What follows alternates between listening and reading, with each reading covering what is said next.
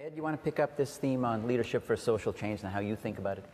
Yeah, particularly how to influence young people, because I think there is a possibility that when we talk about social change, students here might think one is talking about trying to redirect their careers and have no one go into business or private equity or investment banking, and that we have to refocus everyone in a different direction. And I have a somewhat broader view that one can materially impact the country, the world, through all kinds of different careers, depending on how you execute that career.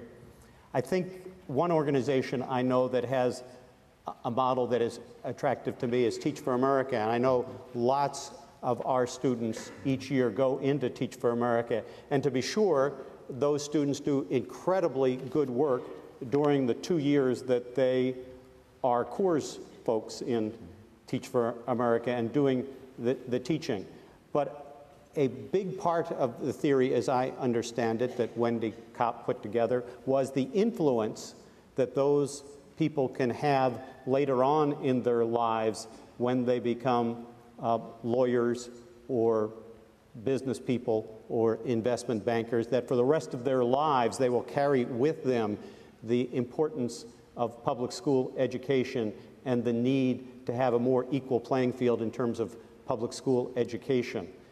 And it seems to me that in all walks of life, one can be responsible for social change.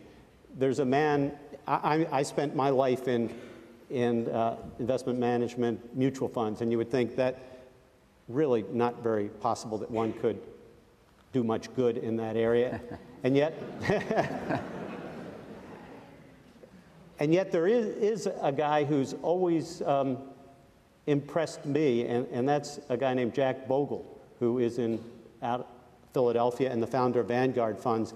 And for his entire life, back into the 60s, he's been focused on trying to get investors to diversify their holdings, to invest passively, worry about fees, and it has had a huge impact on the investment of millions and millions of Americans and made their lives better. The fees in our country are way down because of him.